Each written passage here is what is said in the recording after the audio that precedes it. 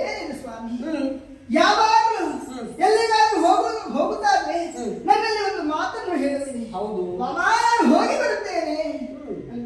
ಇವತ್ತು ಏನು ಸ್ವಾಮಿ, ಏನು ನನ್ನಲ್ಲಿ ಹೇಳದೆ ಕೇಳದೆ ಹೋಗುತ್ತಾ ಇದ್ದೀನಿ. ಗರಡನ್ನು ಸಿದ್ಧಪಡಿಸಿದ್ದೇನೆ.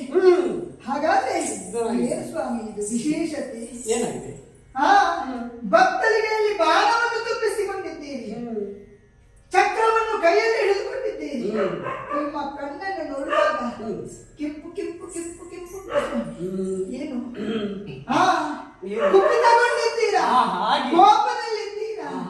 ಆದರೆ ನಾನು ಮಾತಾಡುವಾಗ ತುಸು ಸ್ವಲ್ಪ ಕೋಪ ಕಡಿಮೆ ಅಲ್ವೇ ಸ್ವಾಮಿ?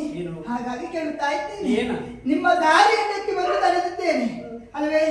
ಈಗ ಗಂಡ ಹೇಗಾದ್ರೂ ಹೋಗುವಾಗ ಹೆಂಡತಿಯಲ್ಲಿ ಮಾತನ್ನು ಹೇಳಬೇಕು ಸ್ವಾಮಿ. ಹೌದೌದು, ನೀವು ಎಲ್ಲಿಯಾದ್ರೂ ಹೋದ್ರಿ ನಿನ್ನಲ್ಲಿ ವಿಚಾರ ಏನು ಹೇಳುವುದು? ಅದು ನೀನೊಂದು ಮಾತನ್ನು ಕೇಳಿದೆಯಲ್ಲ, ಎಲ್ಲಿಗೆ ಅಂತ. ಎಲ್ಲಿಗೆ ಅಂತ ಯಾರಲ್ಲಿ ಕೇಳಬಾರ್ದು. ಏನಾಗ್ತದೆ ಸ್ವಾಮಿ? ಯಾಕೆ ಎಲ್ಲಿಗೆ ಅಂತ ಹೇಳಿದ್ರು ಒಂದು ಒಳ್ಳೆಯ ಕಾರ್ಯಕ್ಕೆ ಹೋಗುವಾಗ ಅದು ಅಪಶಕುನ ಅಂತ ಆಗ್ತದೆ. ಅಪಶಕುನ? ಹಾಗಾಗಿ ಹೇಳಿ. ಈಗ ದೂರ ಅಂತ ಕೇಳಂತೆ, ಎಲ್ಲಿಗೆ ಅಂತ ಕೇಳಿದ್ರೆ ಅಪಶಕುನ. ನಾನೊಂದು ಮಾತನ್ನು ಹೇಳಲಿ. ಹೇಗೆ? ಈಗ ನಾವು ನಮ್ಮ ಮನೆಯಲ್ಲಿ ಸಾಕಿದಂತ ಆಗಬೇಕು. ನಾವು ಎಲ್ಲಿಗಾದ್ರೂ ಹೋಗುವಾಗ ದಾರಿ ಅದು ಅಪಶಕುನವೇ? ಅದು ಅಪಶಕುನವೇ? ಅಪಶಕುನವಾವು ಆಗಿರ್ಬೋದು. ಅಲ್ಲ, ಯಾಕೆ? ಅದು ನಾವು ಸಾಕಿದಂತಾಗಬೇಕು. ಹಾಗಂತ ನಾನು ನಿಮ್ಮ ಬೆಕ್ಕಲ್ಲ, ಬೆಕ್ಕು ಕೂಡ ಹೌದು, ನಿಮ್ಮ ಮನದ ಬೇಕು ಕೂಡ ಹೌದು. ಹಾಗಾಗಿ ಕೇಳ್ತಾ ಇದ್ದೇನೆ, ನೀವು ದೂರ ಎಲ್ಲಿಗೆ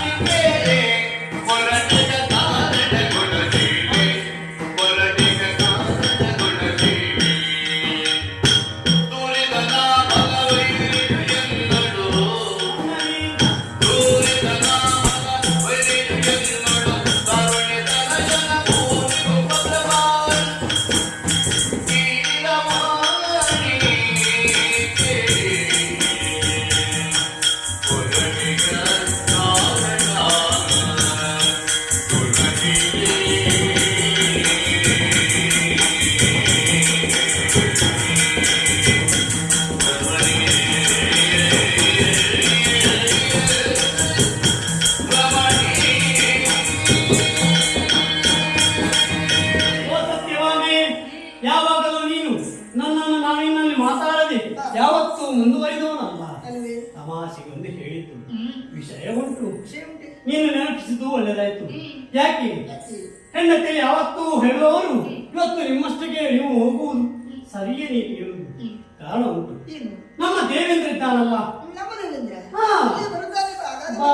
ಬರುವುದೇ ಕೆಲಸವನಿಗೆ. ಕೀಟು ಹೊತ್ತವನಿಗೆ ಕಿರುಕುಳ ತಪ್ಪದು ಎಂಬುದಾಗಿ ಆತನಿಗೆ ಯಾವತ್ತು ಸಮಸ್ಯೆ. ಆ ಸಮಸ್ಯೆಯನ್ನು ನಿವಾರಿಸಬೇಕಾದ್ರೆ ನನ್ನ ಬಳಿಗೆ ಬರಬೇಕು. ಕಾರಣ ಉಂಟು. ಆ ನರಕಾಸುರ ಇದ್ದಾನಲ್ಲ, ಆತನಿಂದ ಇವನಿಗೆ ಉಪಟಳ ಬರುತ್ತೆ. ದೈತ್ಯ ನರಕಾಸುರ, ಅವನಿಂದ ಇವನಿಗೆ ಉಪಟಳ ಬರುತ್ತೆ. ಈಗ ಸ್ವರ್ಗವನ್ನು ಆತ ಪಡೆದುಕೊಂಡಾಗಿ ಈಗ ಅವನ ಕೈಯ ವಶದಲ್ಲಿದೆ.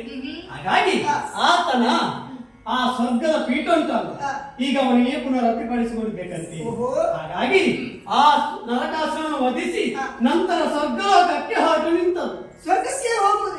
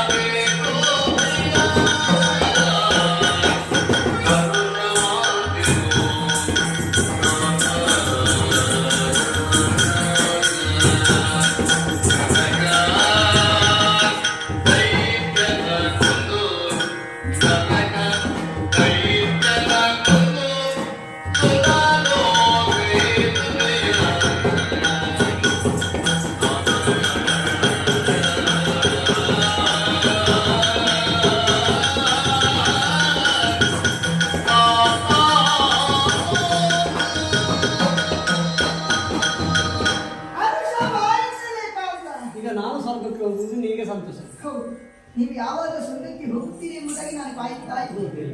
ಹಾ ಯಾಕೆ ಹೀಗೆ ಹೇಳ್ತೀರಿ ಸ್ವಾಮಿ? ಹಾಗಾದ್ರೆ ಅಂದೊಮ್ಮೆ ನೀವೇ ನನಗೆ ಮಾತನ್ನು ಕೊಟ್ಟಿದ್ದೀರಿ. ಏನದು ಸ್ವಾಮಿ, ನಾರದ ಮುನಿಗಳಲ್ಲಿಗೆ ಬರುವಂತಹ ಸಂದರ್ಭದಲ್ಲಿ ಒಂದು ಪಾರಿಜಾತದ ಪುಷ್ಪವನ್ನು ನಿಮ್ಮ ಕೈಯಲ್ಲಿ ಕೊಟ್ಟಿದ್ರು ಅಲ್ವೇ? ಆ ಹೊತ್ತಿಗೆ ನೀವು ಆ ಪಾರಿಜಾತದ ಪುಷ್ಪವನ್ನು ರುಕ್ಮಿಣಿಯ ತಲೆಗೆ ಮುಡಿಸಿದವರು ನೀವು. ಆ ಹೊತ್ತಿಗೆ ಕುಪಿತಗೊಂಡಂತಹ ನನಗೆ ಒಂದು ಮಾತನ್ನು ಹೇಳುತ್ತೀನಿ. ಮಾಮ, ಒಂದು ಪಾರಿಜಾತದ ಪುಷ್ಪ ತಾನೆ, ಆ ಪುಷ್ಪವನ್ನು ಬಿಡೆ. ನಾನು ಸ್ವರ್ಗಕ್ಕೆ ಹೋಗುವಂತಹ ಸಂದರ್ಭದಲ್ಲಿ ಪಾರಿಜಾತದ ವೃಕ್ಷವನ್ನೇ ನಿನಗೆ ತೋರಿಸ್ತೇನೆ ಎಂಬುದಾಗಿ.